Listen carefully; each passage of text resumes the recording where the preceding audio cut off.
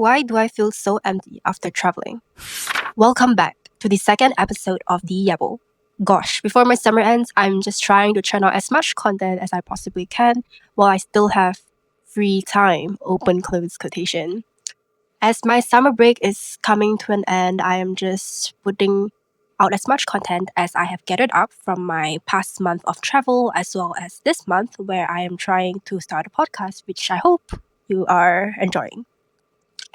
I know for a fact that trying to do this simultaneously while balancing university life will push me to a level of burnout that I simply refuse to enter again.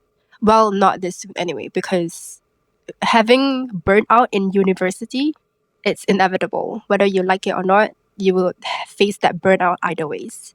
It's just a matter of when.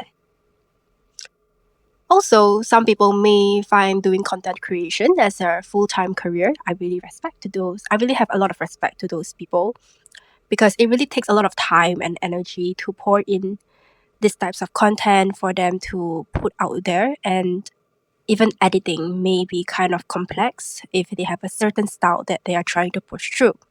But for me, I don't really get paid to do this. In fact, I don't. I just do this out of my pure fun and enjoyment because I simply love editing. Trust me, I've been editing since a very young age.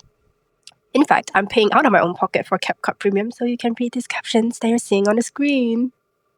So, to the stranger watching or listening to this, I really hope you're enjoying it, and let's get started with our video, or podcast actually. So today, we are unraveling my chaotic travel journeys from the summer, the good, the bad, as well as the post-travel depression. So buckle up and let's get on with the ride. The unexpected vacation pivot. So, originally, before I headed to my Europe tour, I was supposed to head on, I think, a 14-day UK tour. So UK meaning Scotland, Ireland, England. And in fact, we have planned this almost a year ago where my mom paid the deposit to go to this UK tour. However, because of geopolitical tensions earlier in 2026, it simply hindered this group tour where in Dubai airport, if you have not heard the news, it faced some drone strikes as well as temporary flight diversions, which resulted in a massive chunk of our group tour dropping out. And because of this, for most group tours, if you don't know, so it really depends on which agency you sign up to, but most of the time it requires about 15 people minimum to fly off to the country in a sense. But because of this drone strike in Dubai, we were supposed to take Emirates. We needed to have a layover in Dubai and then afterwards fly off to London. But with the geopolitical tensions, I guess a large majority of the people was just afraid that something might happen and they just dropped out the month before we were supposed to fly off. And that was a bit sad and a bit pity because I was really looking forward for this UK tour. And knowing my mom as an Asian parent, she refuses to visit Europe as a free and easy trip. That means she refuses to travel, just two of us, to Europe and would rather pay more money to go on a group tour that is guided by a group leader than traveling, I guess, alone as just the two of us. And honestly, I get it. Europe can be quite messy, especially it being infamous for the pickpockets as well as robberies. Fun fact, Italy, it has reported to have about 478 robbery incidents per million visitors, while France was leading second by 251. And not only that, last year, we went to Korea during the summer while it was transitioning between spring to summer. And my confident ass thought that, I went to Korea for 4.5 months. I got this. I did not manage to check the flight timings properly, and we ended up missing our flight because I misread 12 a.m. from the previous day as 12 a.m. the next day. Honestly, I don't even know how it worked. I missed my flights. And I ended up paying for another flight last minute because I did not want our trip to go to waste. So ever since then, I have always double-checked our flight tickets. And when we went to Japan, this Japan trip was a solo trip. No, not really solo. It was more of a non-guided trip. You don't know the number of times I've checked and checked again regarding our flights and our hotel details. The brutal flight and Amsterdam heat. Traveling from Singapore to Europe was absolute agony. The flight timing itself was about 13 hours, and oh my god, my back was destroyed. My back ached like it never did before. Because my mom, selfishly but understandably, wanted to sit at the corner seat, and I was just stuck in between the middle seat, where if I want to go to the washroom, I have to ask my mom, hey, I need to go to the toilet, can you move aside?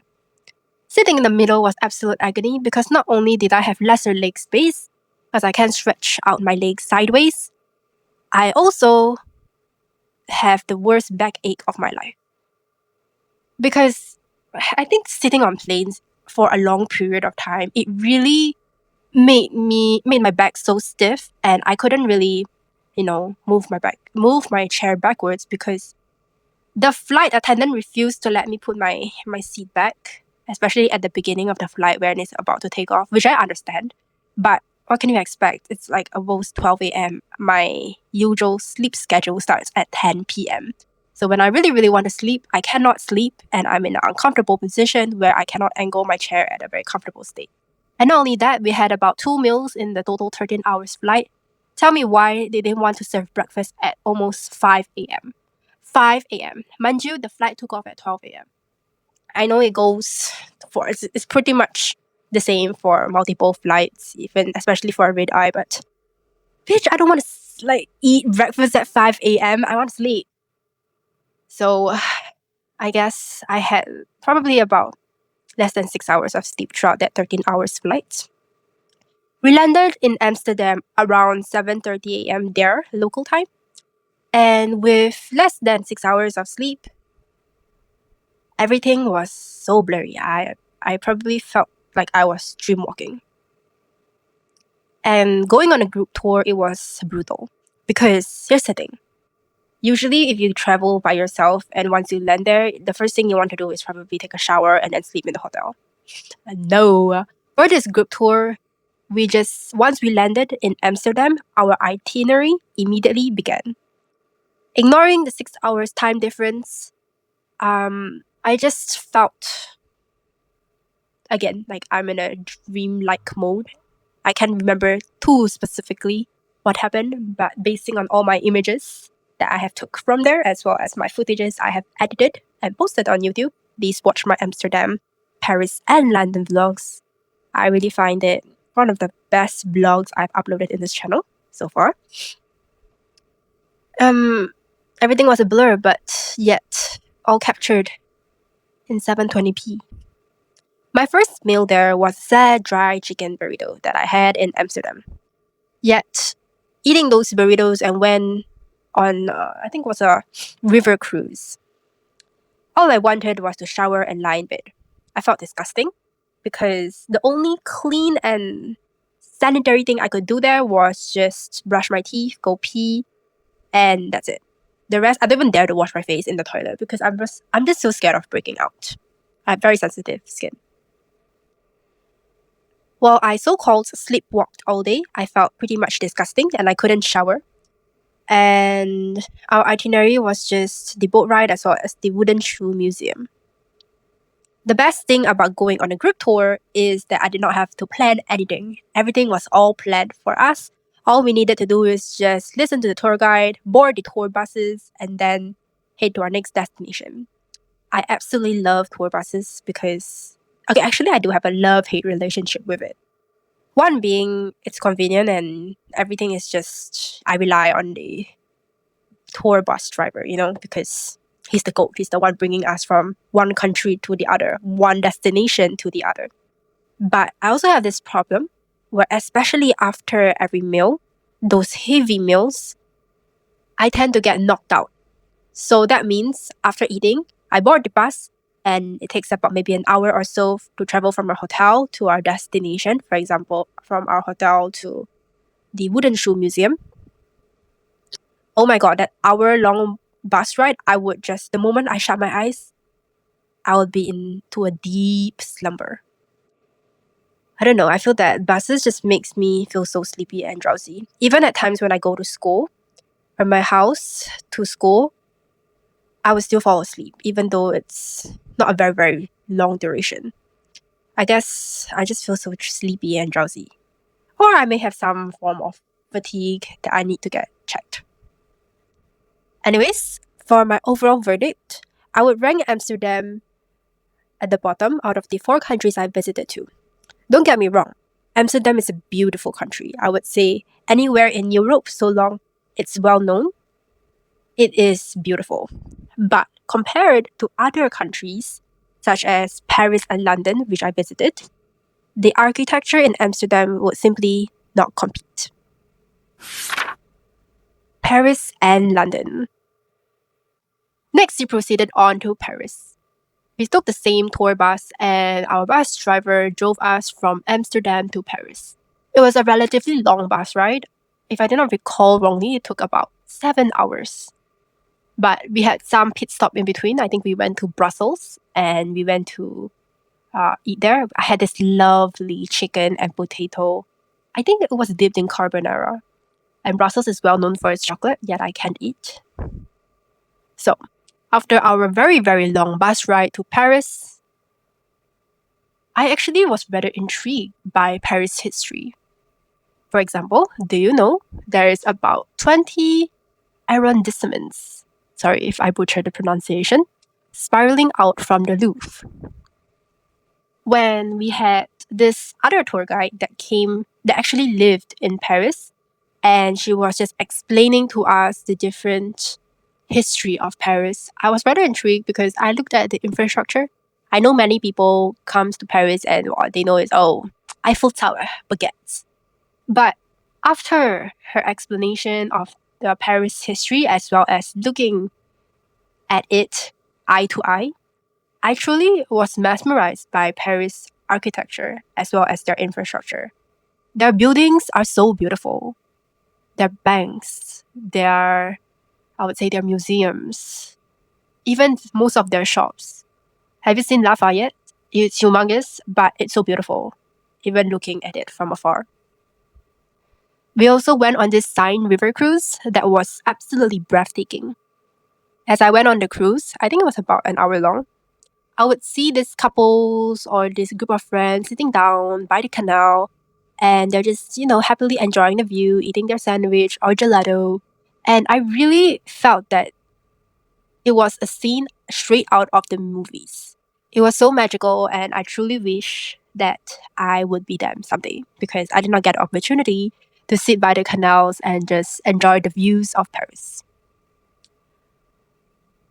For Paris, we in fact have a free and easy day. We had 3 days in Paris, the first one being when we first landed from Amsterdam to Paris. Then the second day, we went on this so-called Paris tour where they brought us to the Eiffel Tower, to Lafayette, to also the Seine river cruise. And then the last day would be supposedly our free and easy day. However, because our tour guide recommended or suggested to us that if we followed her, she'll bring us to the Palace of Versailles as well as the nearby factory outlet. I in fact do not regret going there, but I just regretted that I did not spend more time in Paris.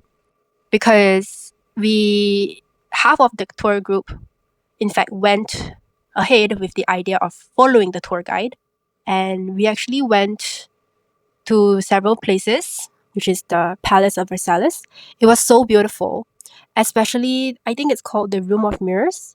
Sorry if I mistake it, but basically the famous place where people would look up and their art pieces on the walls, on the ceiling. It's so spectacular. I had my jaw dropped. It was so beautiful where I can't imagine how long it took the artist to draw such majestic pieces. Even till this day, as I really look back at my old footages and when I was editing my videos for Paris, I was so mesmerized by the beauty and the art. And I get why so many people love going to Paris, especially to their museums, because their art pieces is simply amazing. I don't even know how to explain it. And for our factory outlet experience, oh my god, the items were so cheap. Where I won't say it's super, super cheap because after all, it's still luxury shopping, such as buying sunglasses like Miu Miu, Celine, Dior, Polo. But I bought Birkenstocks over there.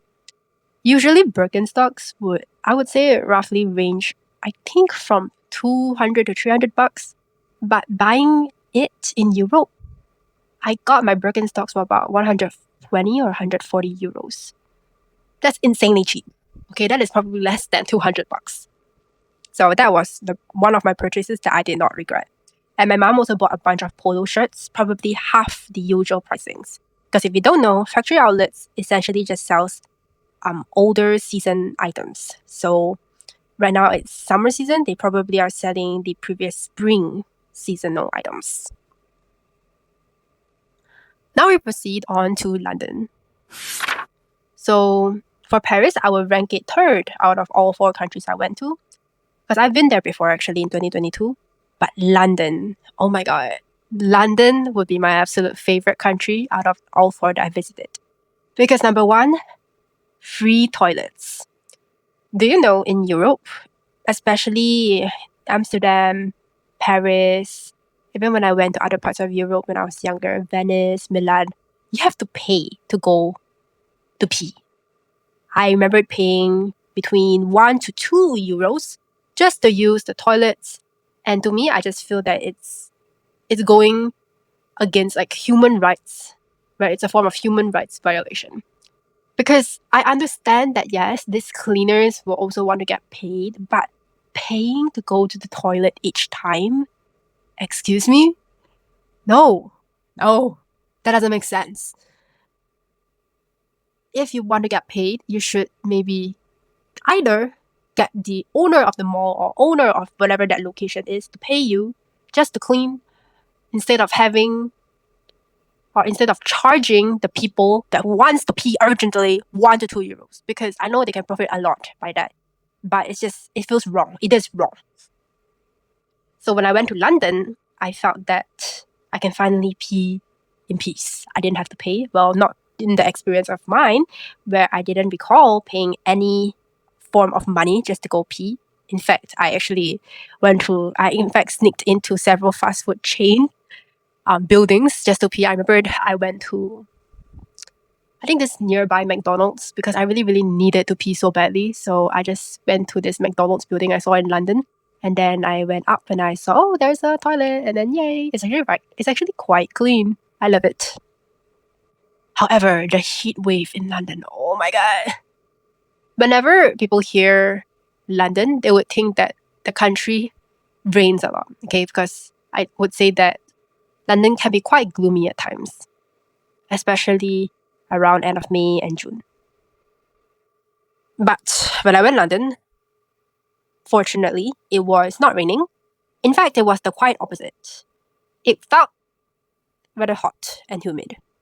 And going on the London tube, it was a literal sauna. Oh my god, it was so hot. And they were not kidding when they said Europe had no AC. Holy shit, I felt like I was melting. My makeup was melting. Everything was just melting when I went into that tube. There was no ventilation, no air circulation. It felt like a literal sauna. Thank God, I bought my vacuum-like fan, otherwise known as Jisoo Life. It may be very, very loud, where it sounds like a spaceship flying off. But the air it provides me and to my face when I blow the wind from the fan, it felt heavenly. And also, thank God, during the period where we went to these 3 countries in Europe, it was around the first 2 to 3 weeks of June. So that was before I heard, supposedly, Paris and London reached 40 degrees Celsius. Also, when we went to London, we took the Eurostar. It was my first time taking a train in Europe, actually, because usually we would take the tour bus and it would drive us around. Oh my God. Tell me why or what made me in the right mind decided to do extensions for Europe. I mean, I love nail extensions. Don't get me wrong. They're beautiful. But that's the only thing that I could think of that is an advantage of getting nails extension. Other than that, having nails extension, it's a literal nightmare. I can't scratch my face without worrying there's bacteria under it. I can't put makeup without moisturizers getting stuck on my nails under the whatever the crevices of my nails. I can't even take out my luggages or my suitcases without worrying that my whole nail would chip off or without worrying that my whole nail would get tangled between the bars of my luggages. And it felt like I was just one step closer to rip my nail off. Fortunately, it didn't happen. I actually wore those extensions for a month when I went to both Europe and Japan. But I would not do it again. Honestly, short nails for life, baby.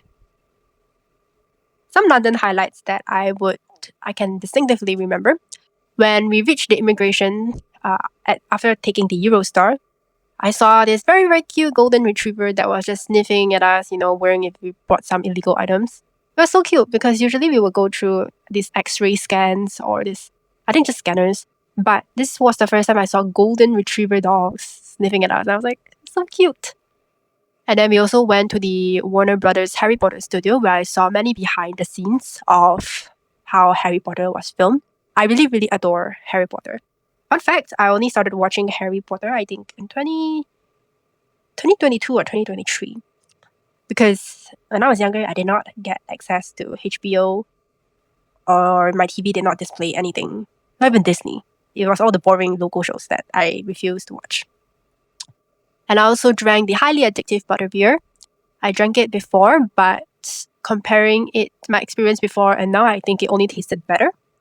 I also went to the Borough Market where I did technically broke my chocolate ban for that famous chocolate-covered strawberries. It's so good. Like, when I chose to buy it because I told myself, if I don't buy it now, when will I ever get a chance to try out this delectable, delicious, scrumptious chocolate-covered strawberries? It was the best decision ever because those strawberries were so sweet. I do not know whatever they put in that strawberries. It was so sweet that I think even without the chocolate, it felt like I was eating straight up honey. Until this day, I still dream of it. I also ate the famous black pig sandwiches and also, I think it's called, what is it called? It's like apple crumble. But they added this white sauce, like I think it's vanilla sauce or something. Oh, delicious. We also went to Notting Hill where I bought many of these blind date books for my friends where I do not know exactly what book are under those paper covered wraps. But they did write the genre, so I bought some for my friends and I truly hope they enjoy it. The one of them, she said, that's a bit confusing. I'm confused too. But regardless, buying books in London is a must. I also bought their famous tote bags, as well as many cute pajamas. If you can see my recent vlogs, I wear a lot of different I love Paris, I love London, or London shirts. Oh, they're so comfortable. I love it. The reality of traveling with parents. The truth is, we tolerate the stress between traveling with parents because we got to admit, well, I'll have to be honest, most of the trip my mom is funding it, especially when going on vacation, because let's be real. However, despite traveling with parents, it is also inevitable that arguments will definitely rise. I can remember some scenarios. For example, whenever I am taking my footages, especially when we head to different attractions, right after I click on record, my mother will come into my scene and then try to take picture of the attraction. For example, if I'm taking a video of the Big Ben, okay, I bring up my camera. After I click on record, she would step into my frame and also take picture right in front of me. She could take the picture beside me, but she chose to go in front of me. And this wasn't just like once or twice, okay? It was literally the same for every single situation. The Eiffel Tower, the Big Ben, the Notting Hill. Oh my God, it was to the point where I was so irritated. And even when I was editing the vlogs, I can literally still hear her voice at the back and had to mute it several times. And Not only that, going on group tours, we have very limited time to take pictures. For example, usually our tour guide will only give us about 10 to 15 minutes to take pictures. I mean, to her, it may sound like it's plenty of time, but to us as girls, who takes about 100 plus pictures and videos, 10 to 15 minutes is simply not enough. Because not only I have to take 100 pictures and videos of myself, I had to take it for my mom, who also takes more pictures. So to me, I felt that that was only one of the negative aspects of going on group tours. Not only that, my mom, she takes lesser time. In fact, she takes half the time to get ready. I usually take about 2 hours. I know, shocker! But I do take about 2 hours to get ready, to wash my face, brush teeth, floss, and then do my whole skincare routine and makeup, and as well as pack. My mom just takes about an hour. Whenever she's done, she's just sitting on the bed and then just constantly rushing me. Oh my god, one of my pet peeves is do not rush me. Like, I get it, you're done, but I'm not done. You're done. Please wait, be patient. Watch a video, use your Facebook, whatever. Do not rush me. And most of the time, I feel very, like, I'm already so anxious that I might not make it in time with her rushing me. Oh my god, it was adding fuel to the fire. Also, my mother, I mean, every mother, they're always very naggy and they're always planting seeds of doubt where, for example, after walking a whole day, for example, after a long day with probably about 20k steps, and I just want to go to the gym because I feel very bloated. But then at the same time, I do feel very tired. When I tell my mom, okay, I'm going to head to the gym, usually the normal response I would expect is, yeah, sure, go ahead. Just remember, come back in time. Don't come back too late. Instead, my mom would ask me, are you sure? Why not I just rest? You can just go back and then head to the gym when we go back to our own country. I was just like, no. If I want to gym, I want to go to gym, because it really takes a very high amount of discipline to want to go to the gym. Like, I don't love the gym. Trust me. I don't love it. But to me, if I want to go to the gym, it not only takes about like a large amount of discipline to head there, it's a mental game. And having my mom plant those seeds of doubt, it really drains my willpower on whatever I have left, as well as trying to beat the fatigue to want to go to the gym. So naturally, I'll feel somewhat irritated when she nags at me.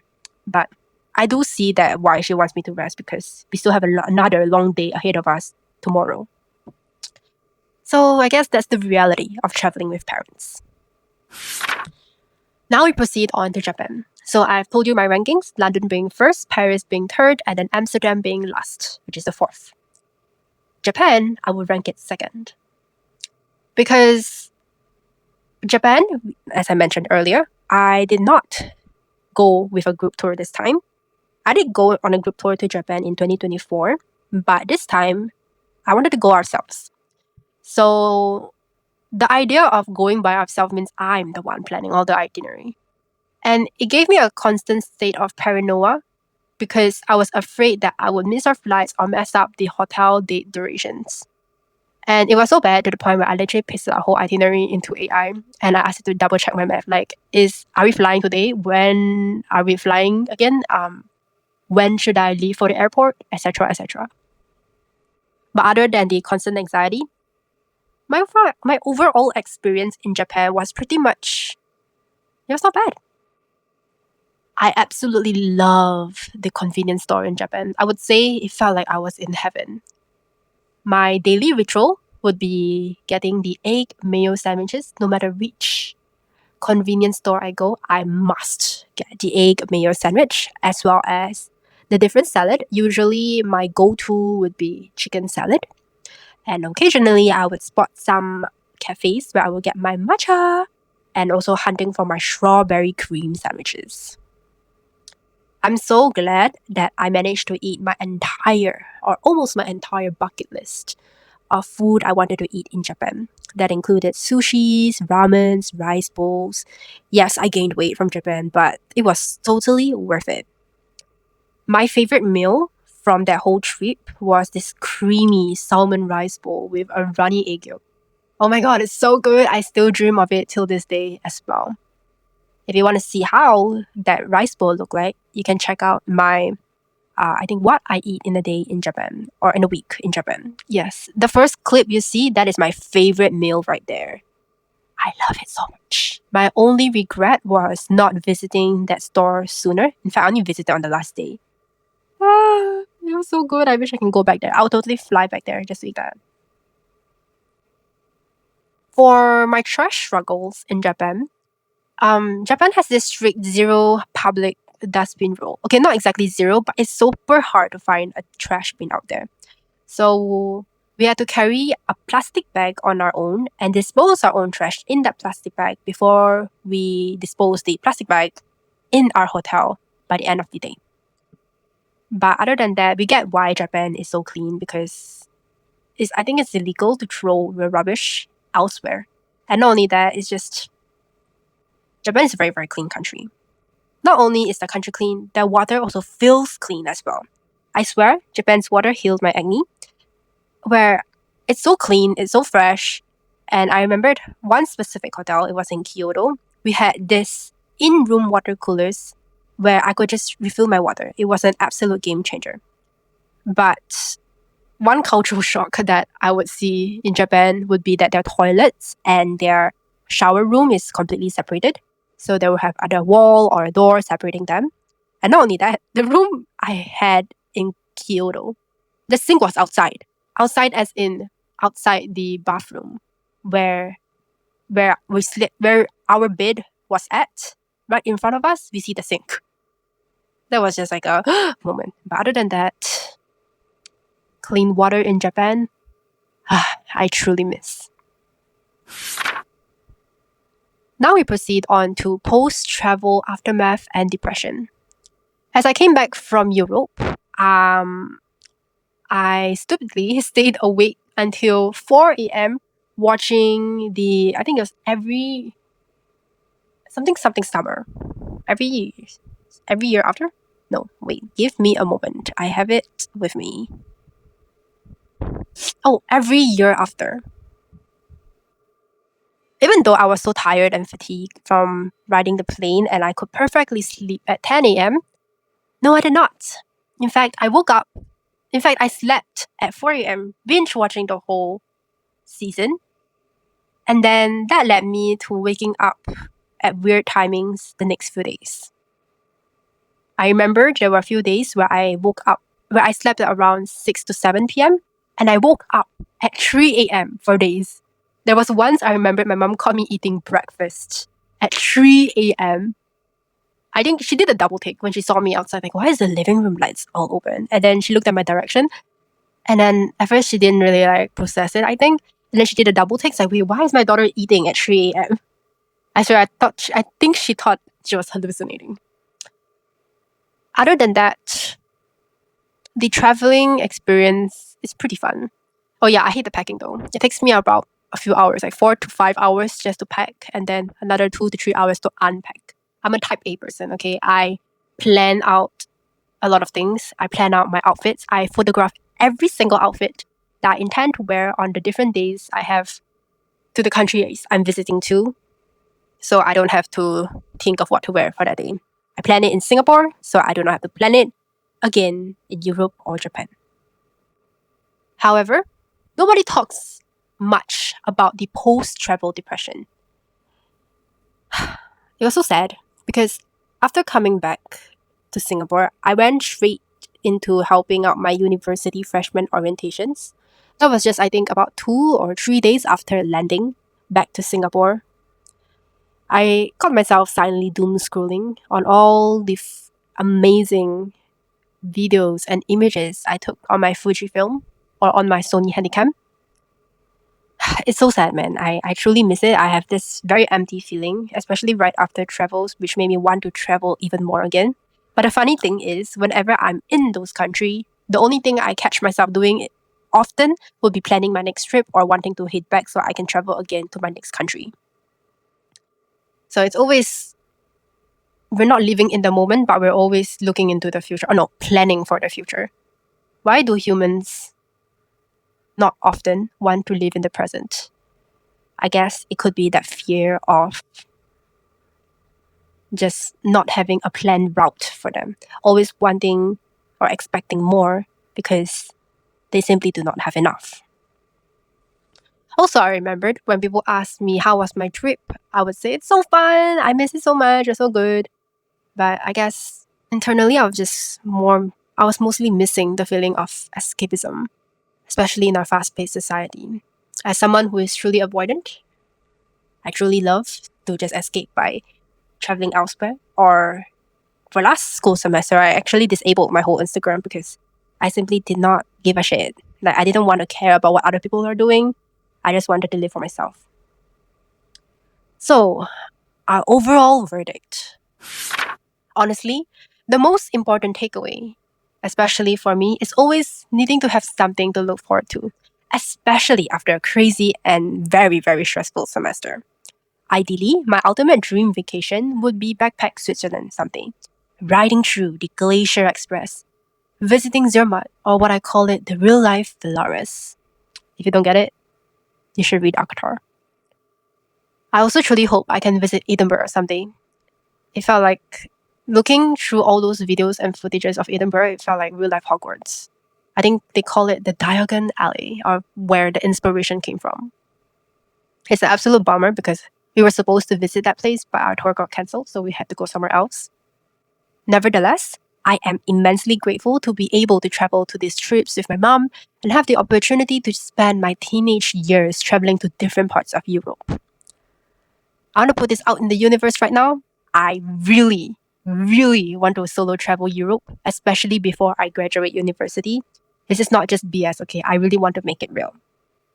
I intend to make that trip happen, and hopefully I will gain enough finance to travel there someday before I officially become a corporate slave. That's all for today. Thank you so much for tuning in to the Yabble, and see you guys for next chapter. Bye bye.